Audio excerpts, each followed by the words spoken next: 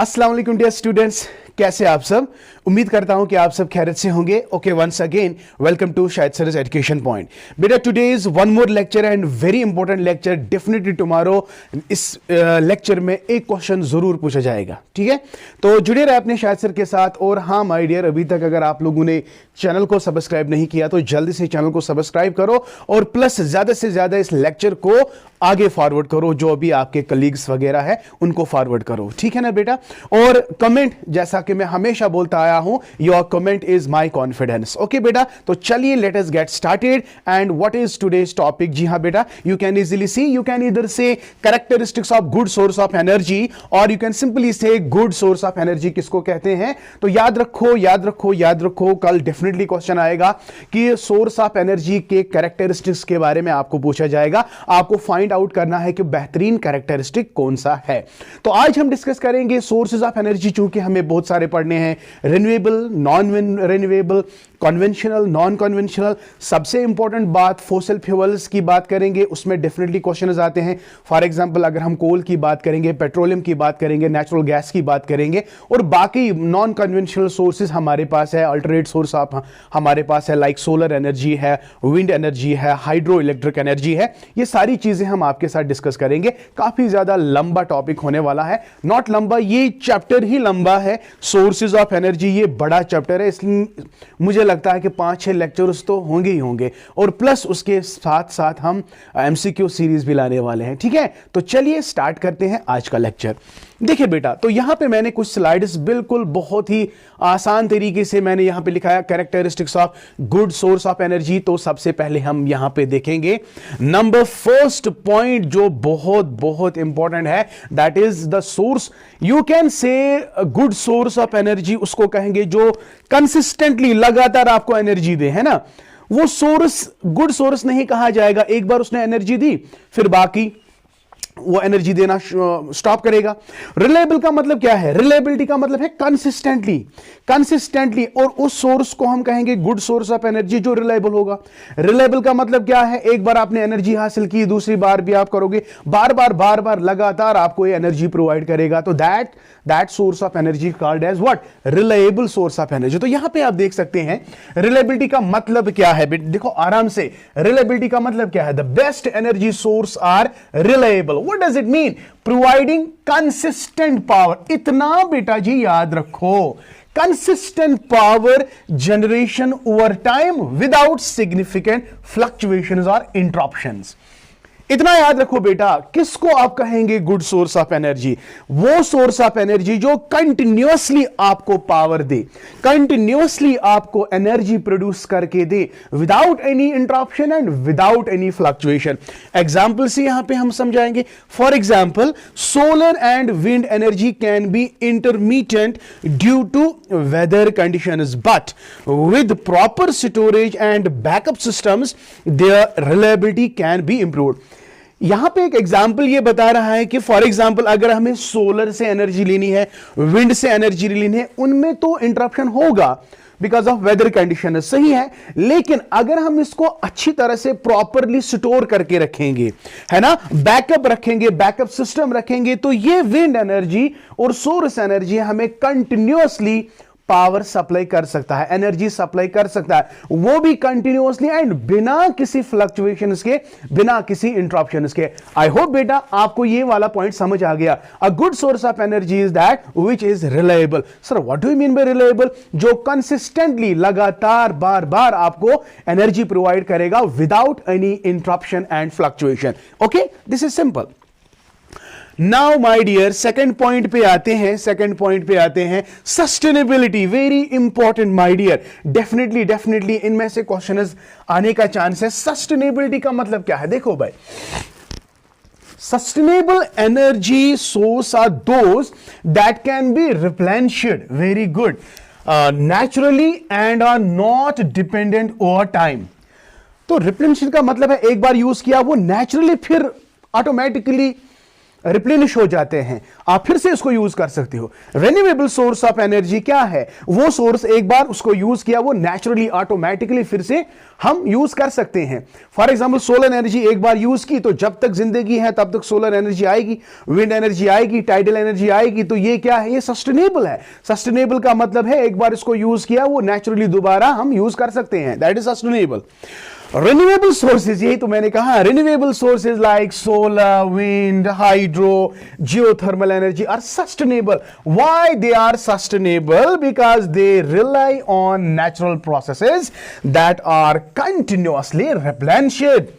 Very nice of you. देखो बेटा, हम सोलर एनर्जी की बात करते हैं, विंड एनर्जी की बात करते हैं, हाइड्रो इलेक्ट्रिसिटी की बात करते हैं, ये सस्टेनेबल है, ये ज्यादा देर तक टिकने वाली एनर्जीज है। क्यों? क्योंकि ये नेचुरली प्रोड्यूस होती है, नेचुरली रिप्लेनिश होती है नेचुरल प्रोसेस से, and that is why they are sustainable.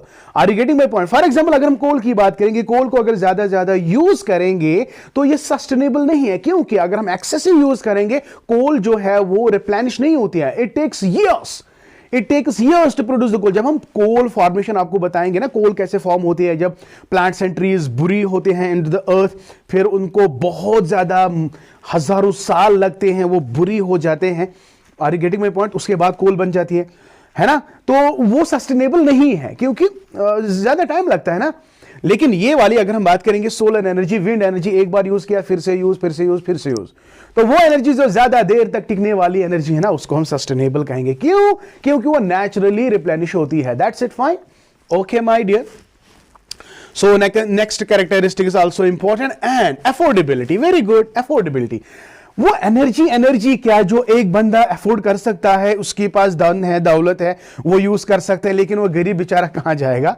वो अफोर्ड नहीं कर सकता। तो एनर्जी मस्ट, अगर हम एनर्जी यूज करेंगे ना, वो सबके लिए होना चाहिए, चाहे वो अमीर हो, गरीब हो, जो भी हो, सबको वो अफोर्डेबल होना चाहिए। तो देखो, affordability energy sources are crucial for widespread adoption and accessibility. The best source of energy should have low operational and maintenance costs. Exactly, वो एनर्जी जो एक गरीब इंसान भी मेंटेन कर सकता है, अमीर तो करेंगे ही, लेकिन गरीब इंसान भी इसको मेंटेन कर सकता है। फॉर एग्जांपल सोलर एनर्जी ऐसी एनर्जी है जो सबके लिए मतलब एक्सेसिबल है ना? बहुत सारी ऐसी एनर्जी है, तो हम ये कह सकते हैं कि भाई वो source of energy good source of energy है जो सबके लिए एक्सेसिबल हो। सबके लिए एक्सेसिबल का मतलब क्या है?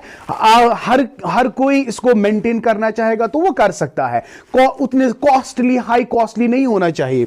देखो यहां पे the best source of energy should have low operational. अगर आप ऑपरेट करते हो, एनर्जी को कंज्यूम करते हो, तो उसके लिए जो आप गैजेट्स वगैरह इस्तेमाल करते हो, that should be totally affordable. That's what it mean. Operational and maintenance जो खर्चा उसमें आएगा वो लो कॉस्ट होना चाहिए, making them economically viable for both consumers and businessman. Okay fine. तो ये अफोर्डेबिलिटी समझ आ गया सर? एग्जैक्टली समझ आ गया। अफोर्डेबल की दो चीजें हैं, एक तो इसमें एनर्जी भी अफोर्डेबल, एनर्जी अच्छी निकलनी चाहिए, प्लस लो कॉस्ट होना चाहिए। तो दोनों चीजें होनी चाहिए, तो then that's the best source of energy. Okay, hope you got the point. So nice of you. and scalability। scalability का मतलब क्या है? देखो, it depends upon the size of the energy। देखो, scalable energy sources can be deployed at various sizes to meet different energy demands from individual households to large industrial complexes। देखो बेटा, अगर हम घर की बात करेंगे तो there is a scale that low cost energy is required for a house। And there is another, for example हम इंडस्ट्री की बात करेंगे, फैक्ट्रीज की बात करेंगे, वहां पे एनर्जी ज्यादा होनी चाहिए। तो it should be scalable, it depends upon the use of an individual, whether the individual is using it for what, home, or it is using it for industry। तो it must be scalable। scalable का मतलब है the energy, scalable energy can deployed at various sizes। तो various sizes to meet different energy demands from individual households to large industrial complexes। okay, the ability to scale the ability of scale efficiently enables flexibility and adaptation to changing energy needs। दिन ब दिन needs change होते रहते हैं, है ना। तो एक इंडिविजुअल को आज एक नीड है, कल दूसरी नीड होगी। ये नीड्स जो है, एस्पिरेशन जो है रिलेटेड टू द एनर्जी, ये इंडिविजुअल टू इंडिविजुअल वैरी हो जाती है, ठीक है ना। तो there must be a scale for the energy, so it should vary from individual households to the industrialisation. Hope you understand this point. So scalability is one more important point that you have to remember when you are actually talking about good source of energy. Very good.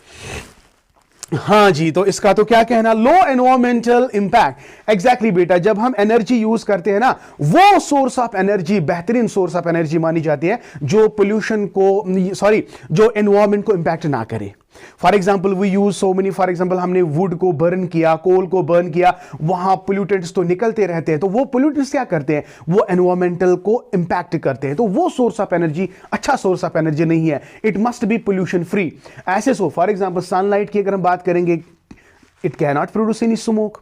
और wind energy की बात करेंगे, hydro energy की बात करेंगे, they do not impact the negatively to the atmosphere, right. So that is why they should be environmental friendly. Environmental friendly का मतलब है इंपैक्ट इनका लो होना चाहिए, low environmental impact, right. The best energy source minimizes negative impacts of the environment, including air and water, pollution, habitat destruction, and greenhouse gas emissions. Very important, my dear. When you use so many fuels that can emit this greenhouse gases, and that has a negative impact on the environment. So we must use such source of energy that do not emit such gases that are hazardous to the environment. So they must be low impact environmental fuels must be used. तो there should be low environmental impact. मेरा कहने का मतलब है वो source of energy बेहतरीन source of energy है जो ज्यादा पोल्यूशन क्रिएट नहीं करेगा। Simple and short. Okay, so this is one more characteristic that you need to understand. Very good. And another is, yes, safety. देखो बेटा, सेफ्टी की जब बात आती है, अगर हम न्यूक्लियर एनर्जी की बात करेंगे, न्यूक्लियर एनर्जी को एक्सट्रैक्ट करने के लिए आपको बहुत ही बड़े कॉशियस रहना पड़ेगा।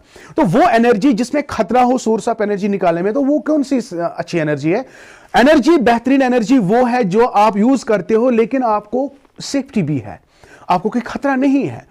समझ आ गया? तो यहां पे देख लीजिएगा, safety is para amount in energy. Para amount means very important in energy production, both in terms of operational safety for workers and public safety for communities. The best energy source prioritize safety measures to prevent accidents, mitigate risks, and protect both human health and the environment.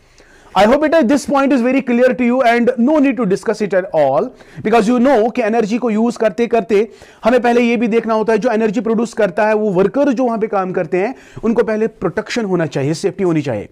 तो ऐसे source of energy जहां पे हमें safety का खतरा ना हो, sorry accidents का खतरा ना हो, जहां पे हम बिल्कुल सेफ हैं, तो उस एनर्जी को यूज करना है, वो सबसे बढ़िया सोर्स ऑफ एनर्जी माना जाता है। I hope you got my point. अगर हम न्यूक्लियर पावर प्लांट्स की बात करेंगे तो वहां पे जो वर्कर्स होते हैं ना, उनको पहले बहुत जबरदस्त सेफ्टी होनी चाहिए, otherwise they can not produce that very energy because it is very dangerous. समझ आ गया? यहां कोल को निकाल, माइनिंग की अगर हम बात करेंगे, वहां पे आप देखो वर्कर्स को कितना प्रोटेक्टेड रहना पड़ता है। Are you really getting my point? So this is what कि सोर्स ऑफ एनर्जी जो है, बेस्ट सोर्स ऑफ एनर्जी जो है, it must have what character? That is safety character. Hope you are very much enjoying the lecture.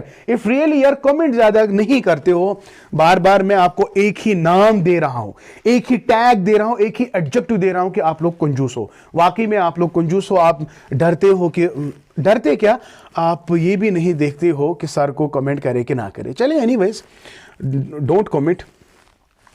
It should have the, हाँ, दूसरा point जो important है यहां पे, एनर्जी लास्ट पॉइंट जो है, इसका जो कैलोरीफिक वैल्यू है ना, कितना अमाउंट ऑफ एनर्जी दे रहा है। जब आप किसी फ्यूल को बर्न करते हो, वहां ये कितनी एनर्जी प्रोड्यूस करता है, that is the calorific value. 1 gram fuel में कितना अमाउंट ऑफ एनर्जी निकलेगा जब आप इसको बर्न करोगे, that is called calorific value. देखो, the amount of heat produced कितनी हीट प्रोड्यूस कर रहा है by burning a unit mass of fuel completely is known as it is calorific value. What is calorific value can be asked in your examination. The amount of heat produced by burning a unit mass of fuel completely is known as calorific value. Okay, and the unit of calorific value is kilojoule. Yes, exactly. ये question आ सकता है. The calorific value or the unit of calorific value is kilojoule per kilogram. That is, ये देखो, kilojoule पर kilogram, kilojoule पर कितना energy, कितनी heat energy निकलती है जब फ्यूल को हम बर्न करते हैं. पर केजी फ्यूल में कितना हीट एनर्जी निकलती है जब उसको कंप्लीटली बर्न होता है. तो दैट्स कॉल्ड कैलोरिफिक वैल्यू. तो यहां अब देखो, हाईएस्ट जो है हाइड्रोजन जो है, इसका हाईएस्ट कैलोरिफिक वैल्यू माना जाता है एंड इट इज 150 किलोजूल पर ग्राम. किलोजूल पर ग्राम, ये याद रखो. एंड मैंने एक टेबल बनाया है, उस टेबल में आपको बहुत सारे फ्यूल्स के कैलोरिफिक वैल्यूज है. इसका आप स्क्रीनशॉट ले सकते हो. स्क्रीनशॉट लेने के बाद इनको याद भी कर लेना है. फॉर एग्जांपल, अगर यहां पे फ्यूल्स है और यहां पे कैलोरिफिक वैल्यूज है, हाइड्रोजन का मैंने बोला सबसे ज्यादा है, तो यहां पे आप देख सकते हो काउडंग का है, दिस इज 8000, वुड का है 22,000, कोल का है 33,000 एंड बायोगैस का है 40,000 एंड डीजल का है 45,000. Okay my dear, so this is kerosene का ही है, मीथेन, एलपीजी एटसेट्रा. तो दीज आर सडन फ्यूल्स जिनका कैलोरिफिक वैल्यू आपको याद रखना है. तो can be asked in your examination. और उम्मीद करता हूं कि आज का लेक्चर आप लोगों को बहुत ही ज्यादा पसंद आया होगा. भाई सारे लेक्चर्स तो आपको पसंद आते हैं, लेकिन क्या करें, कमेंट्स मुझे यार बहुत कम आते हैं, ठीक है. लेकिन कल की वीडियो को लेकर अगर मैं बात करूं, बहुत सारे अच्छे अच्छे कमेंट्स देखने को मुझे मिले. अच्छा लगता है जब आपके कमेंट्स पढ़ता हूं. बहुत अच्छा, बहुत प्राउड फील होता है कि रियली मेरे पढ़ाने से आपको एटलीस्ट तो वो ना, वो सुकून मिल रहा है, वो खुशी मिल रही है. That is what I need, that's what I need. I want my students should, you know, really I want that learning is that which creates among learners a happy environment, and this is my definition of education. What is education according to me? It is simply कि मेरी वजह से यानी teacher की वजह से आपको सुकून मिलता है, आपको खुशी मिलती है. That's what learning is. Learning is happiness and nothing else. If you are happy you can do anything. If you are distressed, परेशान, extra, you can not learn. So my advice is, ये free of cost advice है, इसमें कोई पैसा नहीं लगेगा, free of cast है, आप ले लो ये एडवाइस, ठीक है ना. तो be happy always. If you are happy happy happy, वल्लाही वल्लाही you will do anything in your life. But अगर आपको दिमाग में रहना कि अब क्या करूंगा, आप क्या, be always positive, be always always positive इंशाल्लाह, and definitely you will crack many examples. तो ये तो छोटा मामूली सा एग्जाम है, पर इस बात के लिए आपको क्या डरना है, क्या परेशानी है. आप मेहनत करो, मेहनत करो, मेहनत करो, इंशाल्लाह सक्सेस आपको मिलेगी. My best wishes are always with you. Thank you. May Allah bless you and keep always learning. और हाँ बेटा, मेरे पेड कोर्स को ज्वाइन करने के लिए आप डायरेक्टली एप्लीकेशन पे जाओ, वहां पे कोर्स को परचेज करो and you will be very happy when you join my paid batch इंशाल्लाह. Okay, once again thank you. May Allah bless you and keep always learning.